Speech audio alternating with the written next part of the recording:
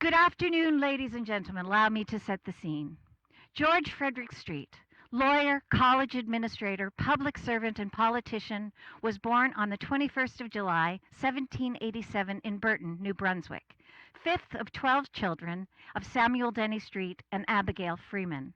Although George Frederick Street's father has served with the British forces, received a large land grant in Sunbury County, New Brunswick, and sat in the Provincial House of Assembly, he was of English birth and was never a member of the inner circle of American-born loyalists who monopolized patronage in the early Brunswick. Repeatedly, he was passed over when vacancies occurred on the bench in favor of loyalists who were junior to him at the bar, much to his children's chagrin. Since he lacked access to patronage, he sought to provide his children with a superior education and sent two of his sons, John Ambrose Sharman and George Frederick Street, to study law at the Inns of Court in London. George Frederick attended the Inner Temple in 1808 and practiced as attorney at the Court of King's Bench until 1818, when he married the daughter of a major in the Royal Fencible Engineers and returned to New Brunswick to join his father's practice in Fredericton. Because of his English experience, he was allowed to appear in New Brunswick courts, even though he was not formally admitted to the provincial bar as a barrister until 2 years later. Fredericton was little more than a village in 1820, and the competition for business among its handful of lawyers was intense. The main rivals of the street were Attorney General Thomas Wetmore and his son George Ludlow Wetmore.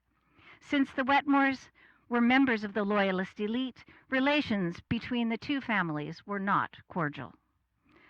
George Ludlow Wetmore, lawyer and office holder, was born December 26, 1795 in Gagetown, New Brunswick, eldest son of Thomas Wetmore and Sarah Peters.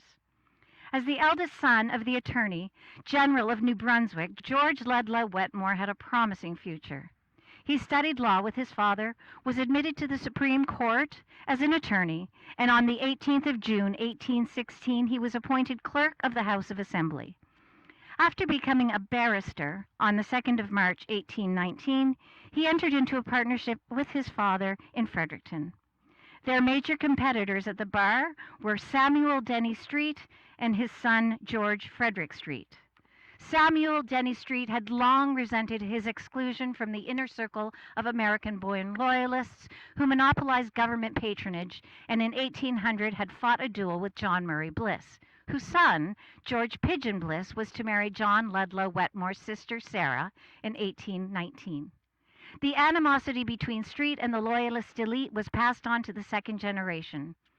During the trial of the sheriff of York County for false arrest in 1821, George Frederick Street, who was counsel for the sheriff, and George Ludlow Wetmore, who was acting for the plaintiff, nearly came to blows outside the courtroom, and Wetmore challenged Street to a duel. The trouble began with a lawsuit in which they were on opposite sides. The quarrel began innocently enough with a simple case of mistaken identity. George Frederick Street had directed the sheriff to arrest Jacob Smith Sr. when the writ had actually been issued for Jacob Smith Jr. The senior Smith, who was not on good terms with his son in the first place, was understandably annoyed by the mistake, charged the sheriff with false arrest and imprisonment, engaging the services of George Ludlow Wetmore. Since the wrong man had been unquestionably arrested, the case was indefensible. Street, acting for the sheriff, chose to sign a judgment of default and have damages assessed by a sheriff's jury. The assessment proceedings brought procedural wrangles and raised questions of propriety.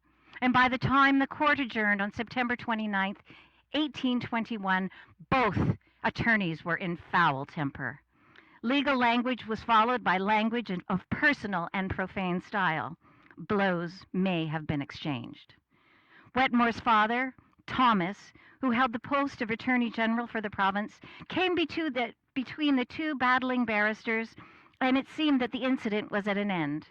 For George Frederick Street, however, it was far from settled. I quote, "Feeling that his honor had been slighted, Mr. Wetmore sat before the hearth that evening. The young lawyer's anger blazed as brightly as the fire in front of him.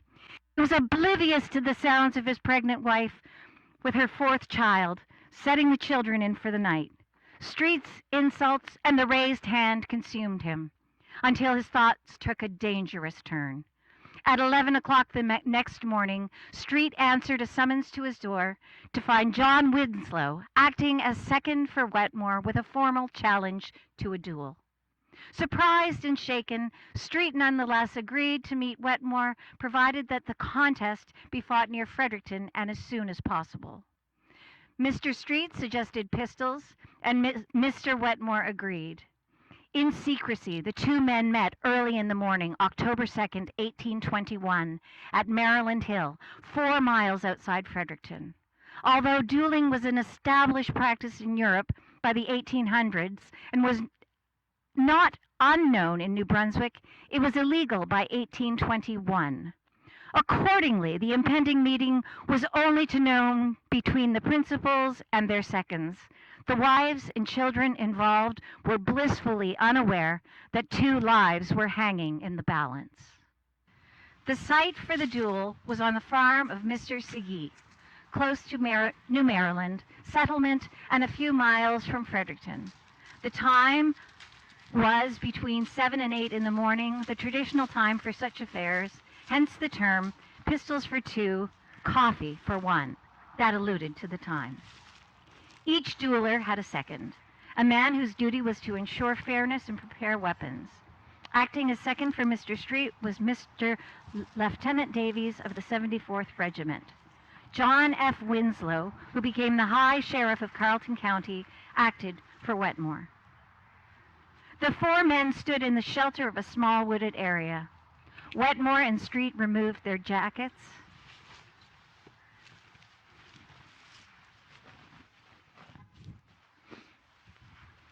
And the pistols were produced. And the seconds loaded them. The weapons were long-barreled of .58 caliber. The ball weighed about 2/3 of an ounce. The seconds tested the flints to see if they had proper spark, and being satisfied, they primed the pistols.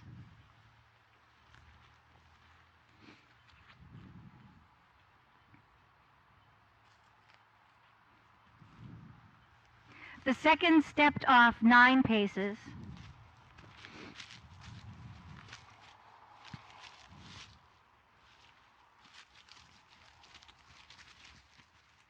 And the duelists stood in their places and waited for the command from Davies.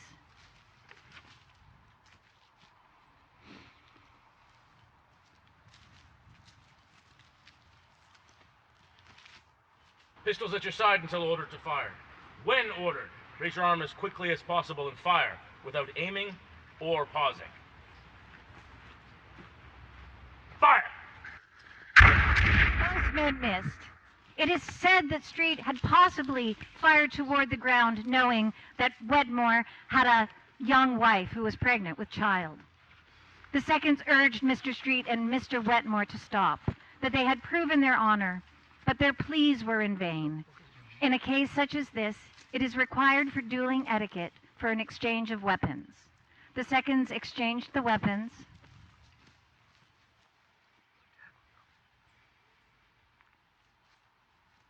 Reloaded the pistols, and handed them to Mr. Wetmore, and once again the men acted on command of Davies.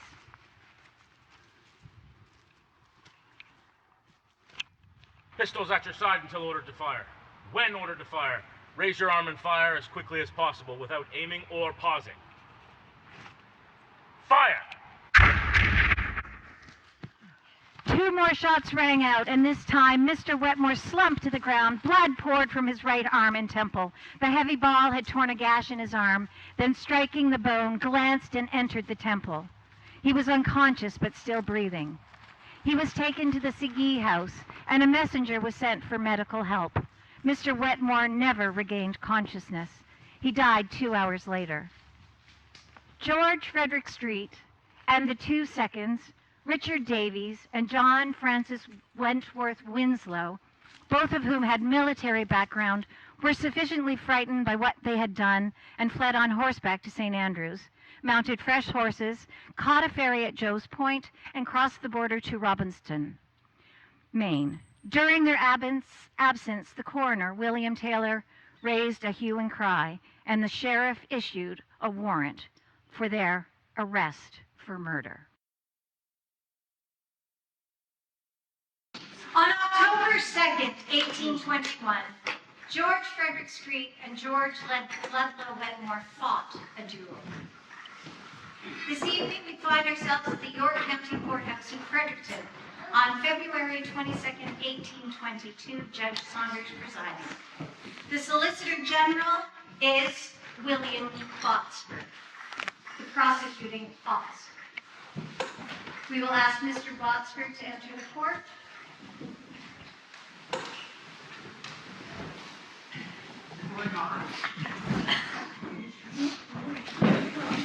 Mr. William Botsford.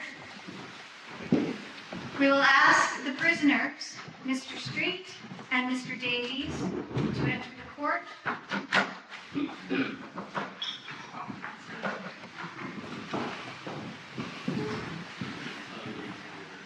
And I will ask Ward Shipman Jr., who is defending the prisoners, to enter the court. I will ask all members of the gallery to rise.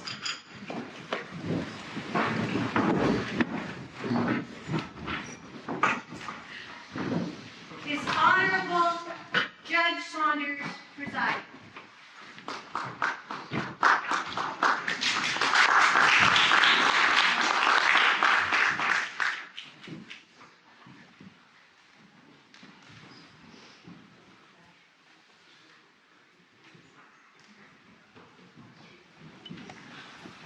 Please be seated.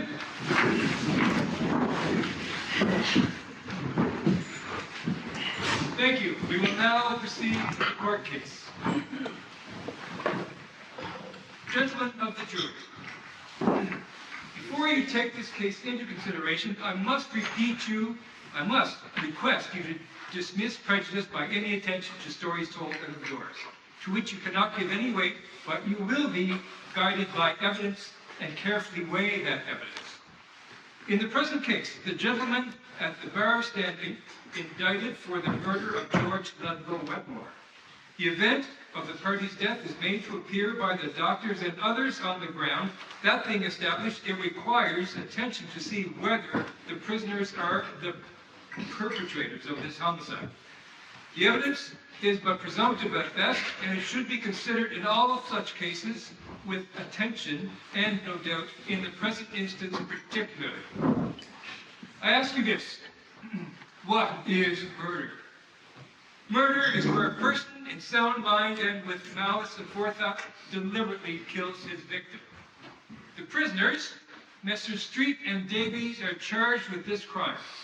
Malice of two kinds are applied by law: express, where the minds are expressed by outward sense, such as lying in wait, etc. And in this case, murder by dueling, when it can be proved that the parties had gone to revenge themselves. It charges them indeed with express malice, but must be made out expressly. George Frederick Street, how do you plead? My lords, this is what I have to say.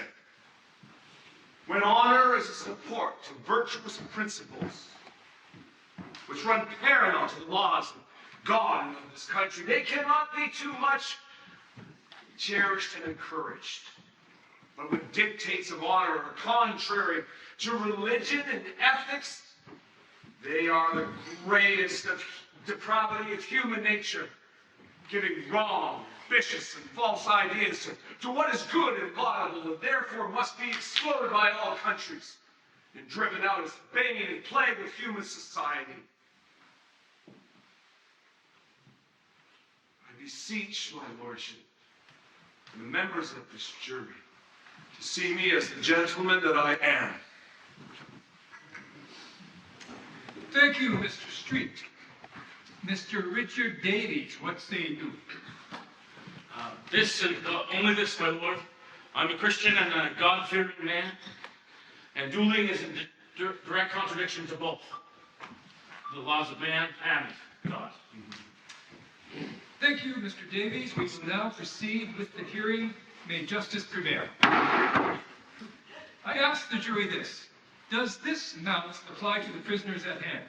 I call upon Solicitor General William Boxford, prosecuting officer, to call his first witness, Mr. Boxford.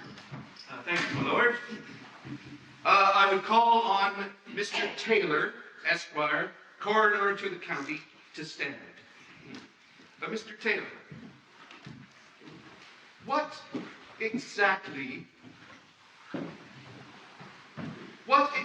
sir, did you witness on the day of the argument that led to the alleged duel?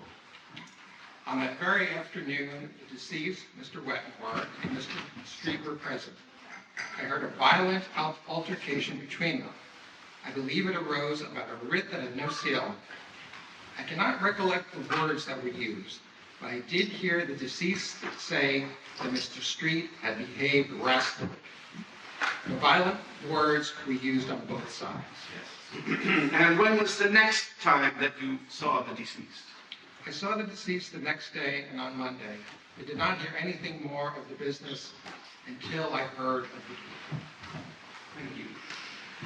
Thank you, my lord. I have no further questions for Mr. Taylor. Mr. Taylor, you may sit down. Mr. Chipman, your witness. I have no questions for Mr. Taylor at this time, Lord. Do you have another witness you'd like to call? I would like to call on Sheriff Miller, please. Thank you for taking the stand, Mr. Miller. What exactly did you witness on the day of the argument that led to the alleged duel? I was present at the time of the altercation, but I do not recollect to attending to the beginning of it. I therefore cannot say what expressions were used on either side. Although I cannot recollect any of the words used, I do know that both parties were violent and appeared very angry. And I do recollect that on the interference of the Attorney General, Thomas Wetmore, father of George Ludlow Wetmore, both parties went on as usual and appeared to bear no malice. Thank you, Sheriff Miller. Do any members of the jury have any questions you would like to pose? I suggest a question from juryman number 1. Mr. Miller, when did you last see the deceased? I saw the deceased on Sunday and on Monday. I saw him on several occasions, in fact, as late as Monday night at 12 o'clock. The deceased was in good spirits. I had no idea that anything more would take place. Thank you, Mr. Miller. Mr. Chipman. Thank you, Lord. Thus it appears, gentlemen of the jury, the parties from this testimony at least, the deceased had submitted to the injunction of his father. The Attorney General, and in his mind, had no malice or desire to form. This is all my own. Mr. Boxford, do you have any questions for Mr. Miller? Not at this time, my lord. Mr. Miller, you may sit down.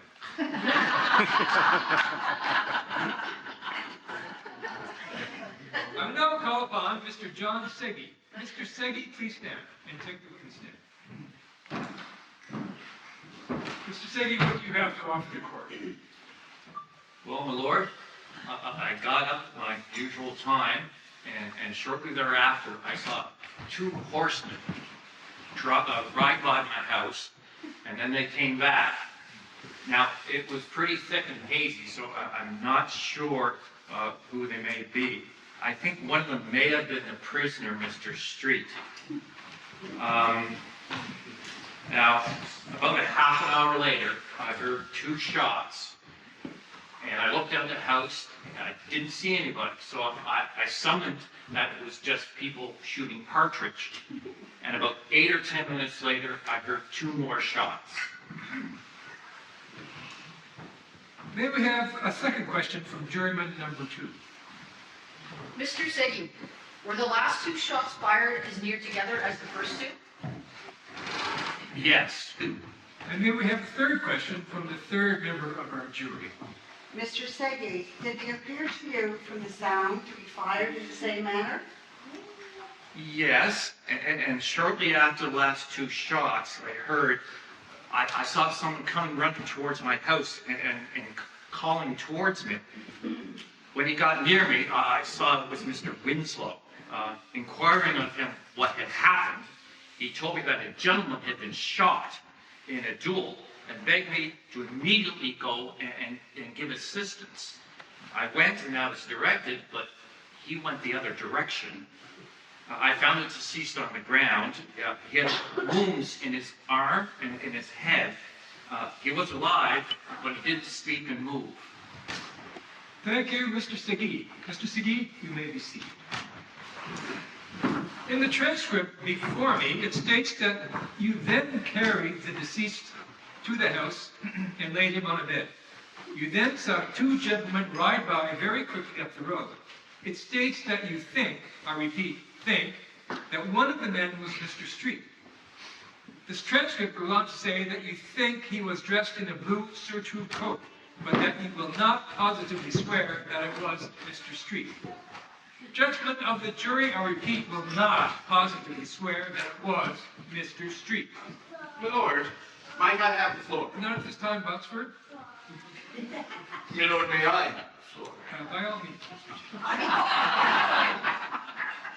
It also states in Mr. Seguy's statement that Mr. Winslow shortly came back to the home of Mr. Segui. That Mr. Winslow then took the deceased by the hand, kissed him, and left the house again. Again, in order it states that Mr. Segui thinks the gentleman with the person he took to be Mr. Street was Mr. Davies. But Mr. Segui refused and continues to refuse to this. It then states that Mr. Segui found two pistols on the ground and saw where two persons had stood. By the marks of their feet, Mr. Segui stated they measured a distance of 9 paces between one spot and the other. Gentlemen of the jury, the gentlemen in question were 20 or 30 rods from Mr. Segui when Mr. Segui saw them pass, and it was thick and easy. My lord, might I have the floor? Not at this time, Mr. Botsford. May we have a fourth question from juryman number 4? Yes, Mr. Chipman, in the transcript, does it say anything about what the men might have been wearing? It states that one of the gentlemen whom the son of Mr. Segui took to be Mr. Street had on either a black, blue, or white surtout, while Mr. Segui himself claimed he thought the coat to be blue. I thank the honorable member of the jury. I have no further comments at this time. I call upon our next witness, Dr. William Walford. Dr. Walford, please enter the witness box. What is it that you have to add to these proceedings? I examined the body of the deceased with Dr. Grant. It was clear that the deceased was killed by a pistol ball. The ball entered above the wrist, came out below the elbow, and went into the temple. No doubt the extension of the arm gave the direction of the ball to enter the head. Thank you, Dr. Walford. You may sit down. Gentlemen of the jury, please remember that Mr. Segui, Mr. Taylor, Mr. Miller, and Dr. Walford do have some answers that you must weigh the circumstances. A man is innocent until proven guilty. In my humble opinion, none of these men have offered clear proof that the prisoners are, in fact, guilty. Mr. Segui's testimony will not provide me with enough proof to convict the accused. His testimony will not answer the questions at hand, and he cannot positively identify the prisoners. I reiterate, one must have proof. Mr. Segui was examined before the coroner and then cross-examined. Mr. Segui could not decide on anything, nor would he swear, but only thought so and spoke contradictorily. No attention should be paid to that, and so high a crime as this. My lord. No, it's time, Mr. Botsford. My lord, if I may. Oh, Mr. Chipman, the floor is yours. My lord. Gentlemen of the jury, it does not appear by the evidence that there was any such as in contemplated law. The authorities read by the counsel is good law. And you must, in all cases, have direct evidence of the fact to take a person's life. Gentlemen of the jury, I implore you, you will find all of the evidence to be circumstantial, and that it does not prove death to be the person's committing the crime. If there should be any doubt in cases of this kind, you must acquit the prisoners. Furthermore, one evidence said it was a dark morning, while another evidence mentioning the dressing of Mr. Street said he had on a blue coat, while another called it blue, black, or even white. It is proved by 2 witnesses, brothers to the party, that he never wore a black, blue, or white shirt. There were also several witnesses called as to the character of these gentlemen. And, as we know, character is of great weight in all cases, particularly when there is but presumptive evidence, and it assists you, and there the jury must weigh the case with greater doubt and attention on the part of the crown. Thank you, Duel. Oh, Mr. Botsberg. Nothing more at this time, my lord. Gentlemen of the jury, it is my position to introduce all of the evidence at hand. In all cases of circumstantial evidence, there is great room for doubt on the part of the prisoner, and where there is doubt, a jury should always be on the merciful ground and acquit. Everything is liable to doubt in a civil case. Where the story is, however weighed, and the evidence is strong, it is considered proper to strike a balance. This is not the case in a criminal case. There you are not to weigh, the evidence must be positive, and in doubtful cases, you must acquit the prisoner. Therefore, if you have any doubt, acquit the prisoners. Several gentlemen have been called to speak in the most favorable light of the prisoners as gentlemen. And according to the evidence, you were to say guilty or not guilty. I will now ask the gentlemen of the jury to take a brief recess and return a quick verdict.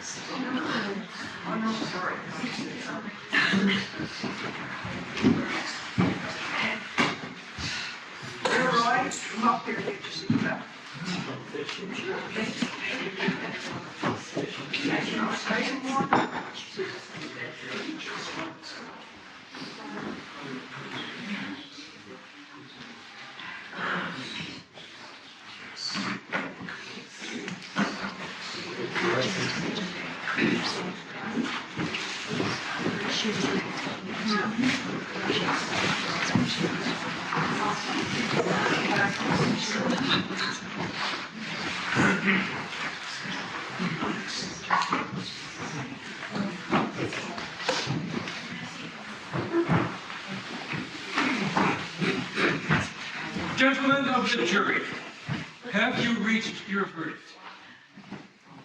Yes, my lord. The verdict, my lord, is not guilty. Gentlemen of the jury, thank you. The prisoners stand acquitted. This court stands adjourned.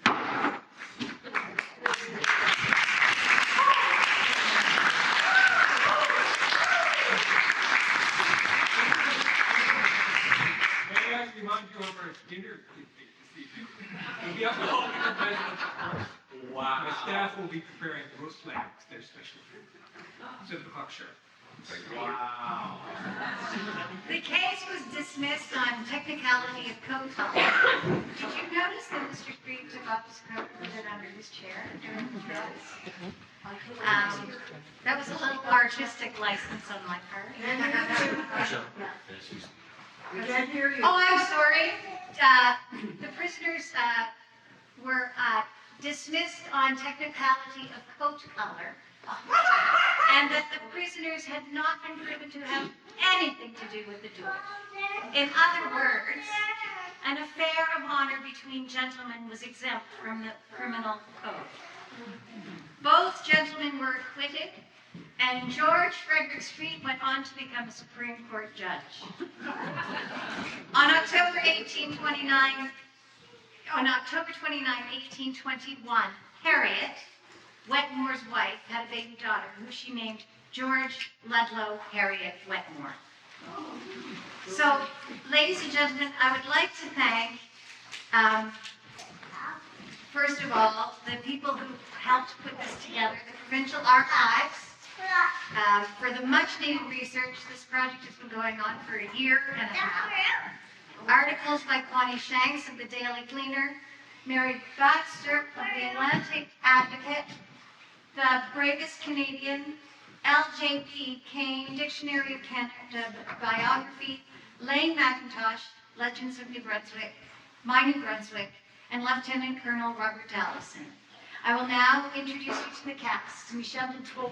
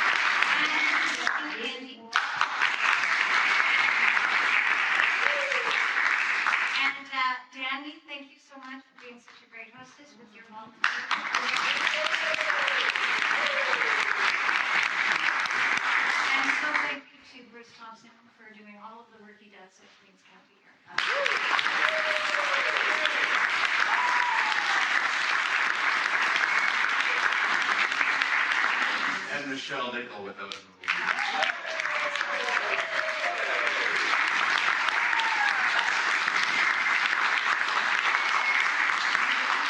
We are so pleased today. We have Lieutenant Colonel Bob Dallison with us today to do a Q&A. So Bob, if you want to come up right next to the judge, that would be great.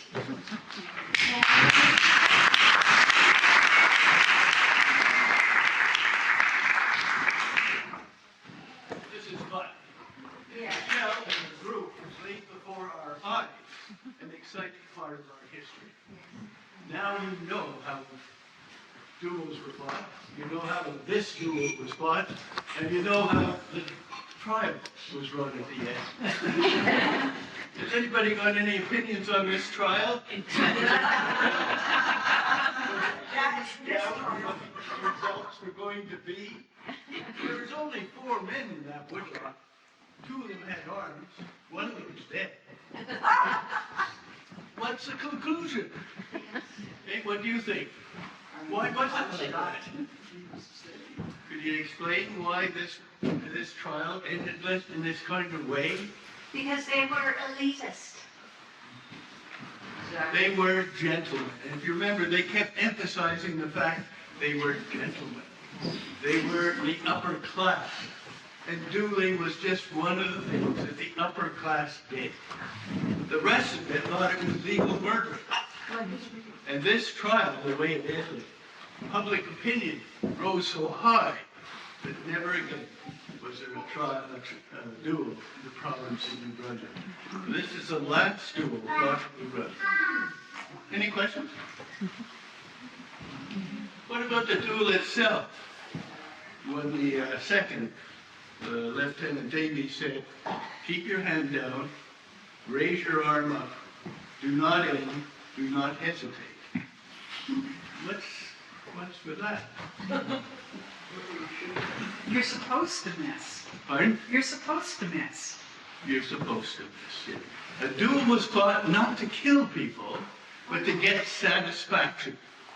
You wanted to get satisfaction from an insult that had occurred to you. So death was not part of that. It might happen, and it did happen. Yeah. But the idea was to get satisfaction and sort out your honor. And throughout the stage, the second, every time, there was a pause. They did their darndest to try to get the two men to agree and stop the duel after the first shot, before they even got to the ground. So the idea was not to kill, but to get satisfaction. So that's why it was very quick firing. And as we heard in this, Mr. Sweet fired the first time at the ground. But Mr. Wetmore, his ball went right by his ear. And I think he had second thought. So the second ball, he said, this guy must have killed me. So he aimed a little better. Is there any questions? Why would they switch in this, when they went to do it again, why would they switch? It was a tradition, but in this particular case, Mr. Sweet had no pistols and had never owned any pistols. So he suggested that Wetmore provide the pistol. And Mr. Wetmore had 2 pistols, but they were not dueling pistols, equal pistols. One of the pistols had, in fact, a problem. And the problem was, it was difficult to cock. So the 2 seconds talked about it and said, cocking the pistols is done by the seconds, it's not done by the firing. It has no effect on the shooting of the pistol. So then they agreed to go with it. Wetmore had that pistol first. Pardon me, Wetmore had the best pistol first. In the second round, Sweet had the best pistol. So the idea was just to make sure it's spare. Come on, you gotta give me a skill test. It seems like hard to believe that this stuff actually happened. Yeah. Like you. Right, right. Most people consider it legal murder. Yeah. Legal murder for the upper class. Yeah. Yeah. Pardon? There should have been more duels then? Got rid of more? There were a number of duels. It's a good question. But this is the only duel that I know of in the province of New Brunswick that ended in death. There were several duels that ended with wounding. Sweet's father, Samuel Sweet, fought a duel in 1800 with a man by the name of John Bliss. What did they fight over? It had to do with a very famous Nazi slave trial. And they argued over slavery. Sweet was an abolitionist, Bliss who was for slavery. And in that trial, Bliss was wounded. So that's one example. My most favorite character is a man by the name of, well, he ended up as General John Coffey. I know that he fought 7 duels. Well, how many duels were actually fought in New Brunswick? I can't honestly say that because, once again, they were secret. Okay, so the 4 men would go out in the field, like this, in this particular case, their wives didn't even know they were going to fight a duel. They'd go out in the field, and the seconds would talk them into standing down. So and nobody would know that. But I know at least 5 or 6. What about the widows, Mrs. Wetmore? After we know that she had her baby, but was there any consequences on her? Would she lose any status? Would she be shamed? Mrs. Wetmore lived to the age of 95, and she was very proud of the fact that she never ever, Mrs. Wetmore lived at 95 and never ever spoke to a sweet. One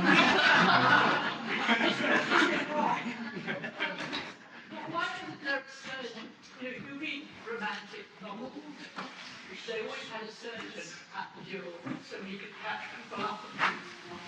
In this particular case, they called for a surgeon, and in fact, two surgeons, I think one of them appeared as a witness afterwards. When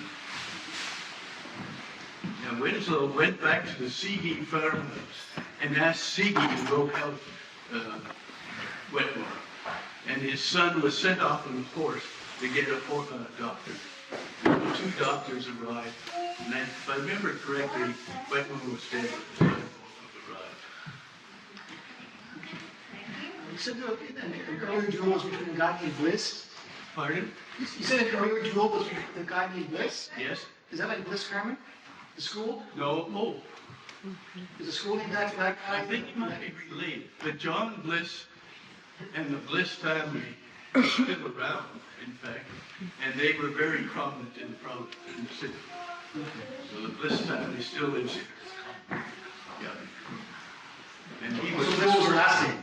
And he was Forrest Lake. How old were both of the men when the duel was fought? Pardon? How old were both of the men when the duel was fought? How old were each of them? Michelle, I think 34 and 23. Yeah. They were young men. And Wetmore, I don't know if you noticed, but the judge is Wetmore. And our defense lawyer is also Winslow. The intermixing of the Loyalist family is very... Well, no, the actors played the two girls. So the person you saw shot was Dawn, and his second was Winslow. And they switched and put on wigs and became judge. And something happened in the reenactment that you might have not noticed. When Sweet shot Wetmore, he dropped his pistol and ran over and cut him and tried to stop the bleeding. His heart wasn't really in this duel at all from the very beginning. But to me it shows you he had feelings about this. Does that help? Thanks so much.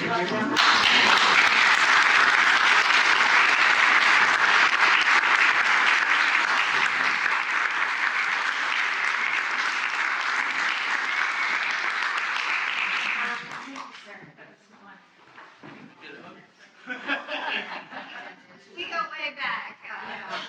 King's Landing time. We have to mention that all proceeds to this production went directly to the Queens County Heritage. We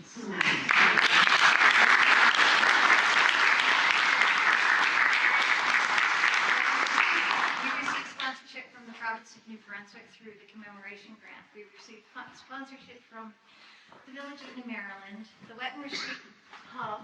Has anybody been there? Oh, yes. Yeah. So I have little cards on the table. And I'll report back to you. oh, you know maybe. Oh, did you? Oh, you guys. Yeah. Take those cards. I just want to show her. Yeah. And oh, happy faces. And thanks again for all of our volunteers and our actors. Oh, there's one more thing. What? This gentleman across from me here. Yes. He's also my nephew. Oh, that's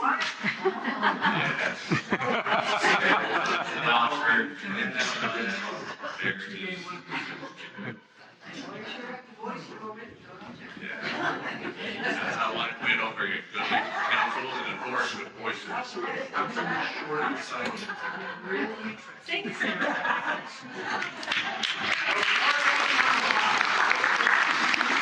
Before everyone runs off, a big thank you to Michelle and Dawn and Franklin and Lansing for this performance. And I've told this story before, but if you haven't heard it before, this event was actually inspired by Michelle 22 years ago.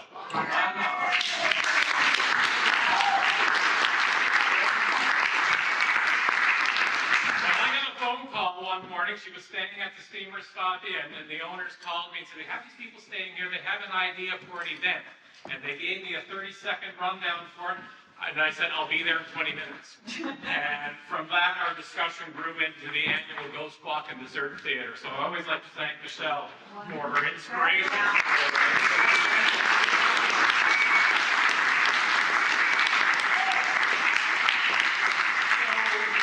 Over the past 23 times that we have done this, we have raised in the vicinity of about $30,000.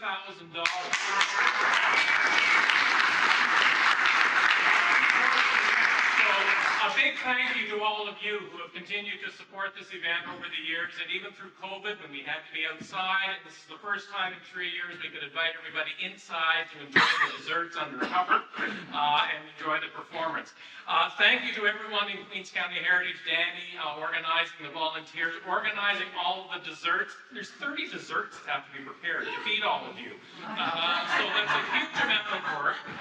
So thank you, and thank you for the volunteers tonight who get to clean up after you all go. And again, thank you to all of you for the support. You saw our roof going on. We have a roof going on here. There are all kinds of projects that are happening. That's what the money goes towards. So thank you all very much for coming, and we'll see you at Christmas in the Village. We have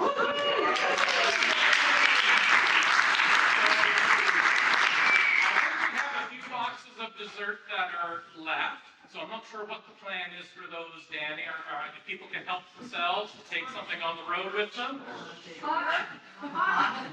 Actors. The actors do need something. Yeah.